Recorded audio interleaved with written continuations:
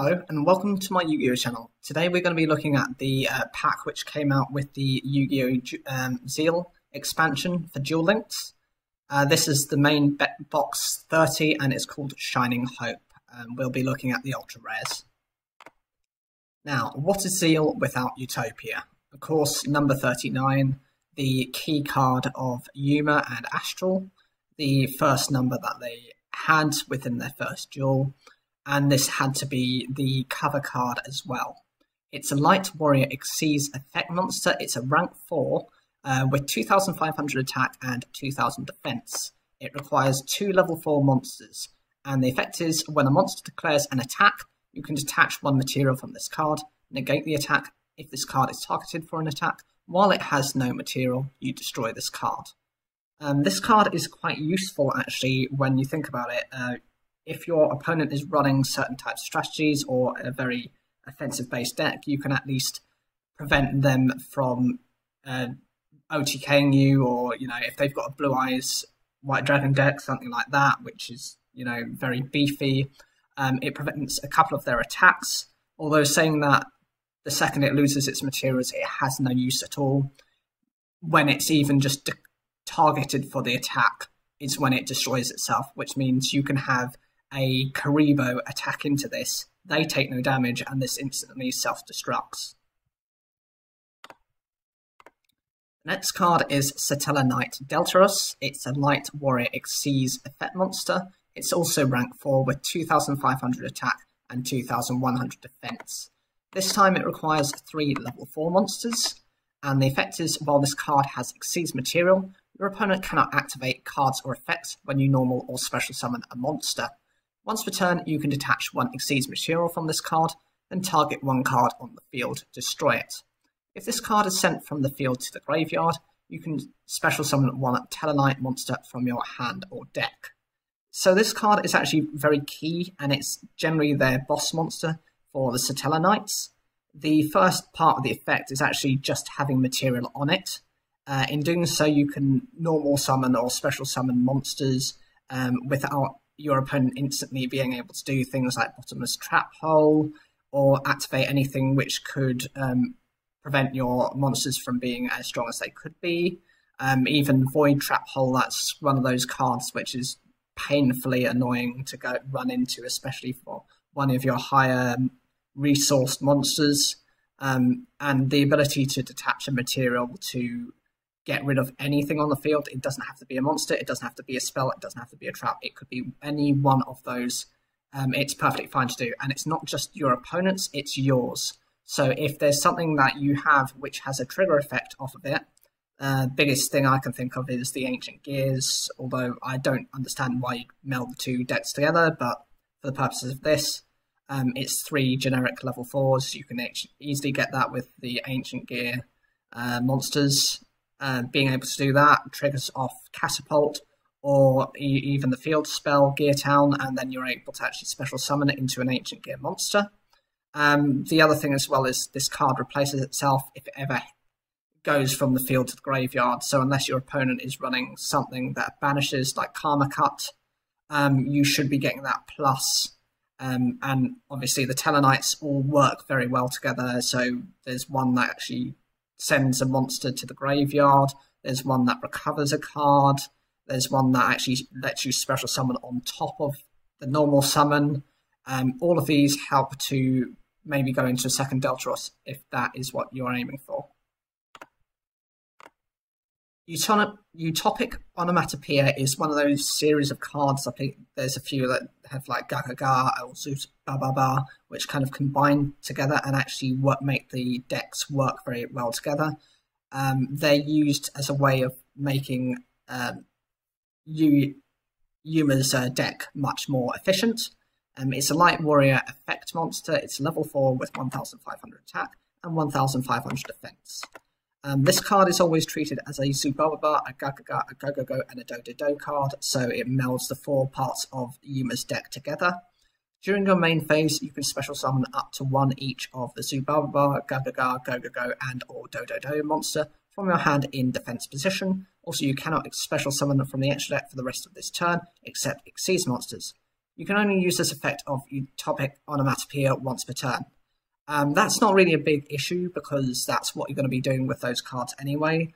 Most of the cards in that series of archetypes or sub-archetypes, some people would argue, are actually level 4 anyway, so you can either go into your Utopia, or you can go into Deltarus, or a Go Cowboy, whichever one takes your fancy, whichever one works best for the situation. It makes it much easier to go into your basic combos without overextending, and even though it does have to come from your hand, if you're running this type of deck, you will be running probably multiple of some of these cards.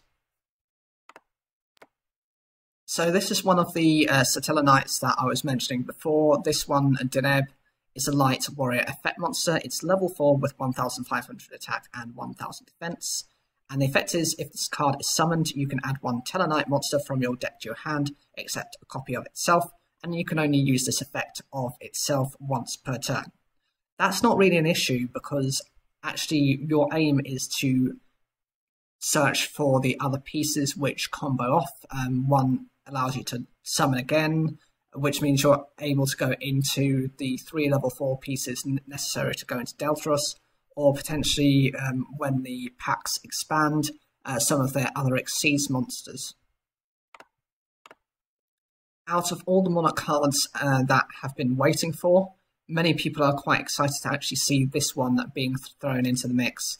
Chaos, the Shadow Monarch, is a dark attribute fiend type level 6 with 2400 attack and 1000 defense. The effect is, if this card is tribute summoned, you can target one card on the field, you banish that target, and if you do, inflict 1000 damage to your opponent if it is a dark monster. That part of the effect I wouldn't even consider or think is that relevant or necessary. Many of the archetypes that are working at the moment, I know you've got Red Eyes, Black Dragon in there, that kind of deck is still working, but there aren't too many dark attribute decks that are that great. I think another one is that one to do with Blowback Dragon, Barrel Dragon, and the Desperado Dragon, which is also a dark attribute which could benefit from it.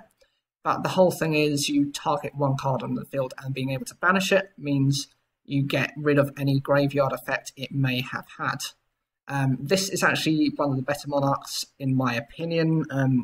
Most people would kind of agree with that. I do like Mobius as well. Actually, I would say Mobius is my personal favourite, but this comes a very close second to it.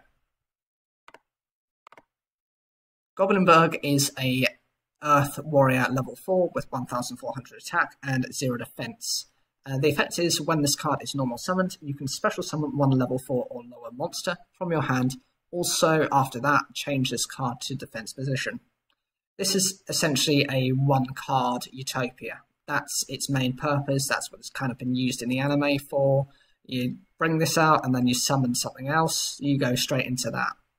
Alternatively, you could go into Cowboy as well, but whatever is best for your situation, it's definitely a card you want to use if you're looking at Exceed summoning in particular. Okay, so this one is a really interesting tech for some people. DD Crow. It's a Dark Winged Beast level 1 with 100 attack and 100 defense. It's got a quick effect. You can discard this card to the graveyard, then target one card in your opponent's graveyard. You can banish that target.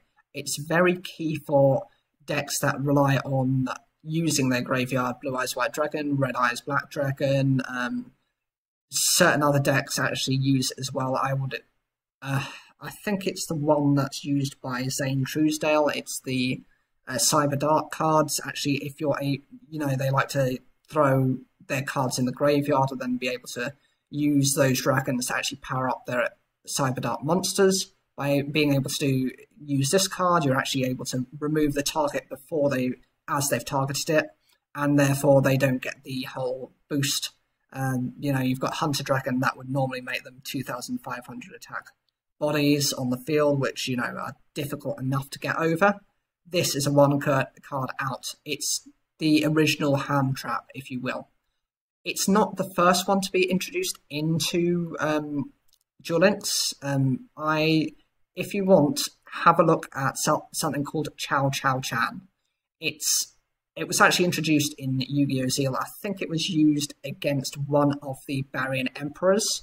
It was in the same duel that he was using Ronin Raccoon Sandayu, and Yuma actually used the Chow Chow Chan by discarding it during the battle phase. The opponent was unable to actually use the trap card. It got negated, it got shut down. So I think that's actually the first. I think this is probably the second then. So now we have another of the forbidden cards. This is Forbidden Scripture. It's a quick play spell card with the effect: if a monster battles an opponent's monster during damage calculation, negate all other card effects on the field until the end of the damage step. Also, damage calculation for this battle uses each monster's original attack and defense. So this card bypasses any spell or trap boosts, any field spells, anything you like, which is supposed to give any kind of advantage to any monster. It takes it very much to a beat-down style of Yu-Gi-Oh! Where it's just as though your monsters are normal monsters, and they just go for that whole Clash of the Titans aspect. It could be just a case of, you know, your opponent's managed to weaken your Blue Eyes White Dragon from a 3,000 attack monster to, I don't know, half its attack for whatever reason. And then your opponent's got like an 1,800 attack monster, for example, goes into battle, you activate this, bam, it becomes 3,000 again. Your opponent isn't able to respond to that effectively. And the final card as an ultra rare is Fiendish Chain. This is a continuous trap card with the effect: activate this card by targeting one effect monster on the field. Negate the effects of that face-up monster while it is on the field.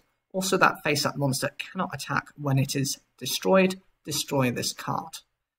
This card is actually really good for duel links. Currently, you have a lot of decks that are running out there with multiple different types of effects. Actually, by triggering this, not only are you preventing them from using those effects, but those monsters are just dead bodies on the field. I liken this very much to, you know, it's really good if you do this and then you've got an Earthbound Immortal who can just direct attack, because it shuts them down. It was really good for something like Desperado Dragon, which is a nightmare normally to get over, because its effect being a quick effect means it can kind of get rid of you before you get rid of it. It does only work on effect monsters though, which is the big problem with it. Blue Eyes White Dragon decks can easily out this. Any kind of deck which has consistent spell and trap removal can generally get over this, or even if they can't for the time being, they can get over it in a little bit, given the time they can draw the cards they need. So what do you think of the cards that are in the ultra rares for the Shining Hope pack? Is there anything out there that you're really interested in? Do you think these were kind of standardized cards? Personally for me, I like the fact that Utopia's in it, and I like Chaos the Shadow Monarch. I have always been kind of a big fan of the Monarchs, but nothing else in there is really kind of what I wanted to see. I am quite surprised by a couple of them, and some of them are older cards, but things like Deltarus, Onomatopoeia, Deneb, those were around at that time anyway, so they don't really give me any shock. Whatever you think, leave the comments down below, like the video if you enjoyed it, and please make sure to subscribe.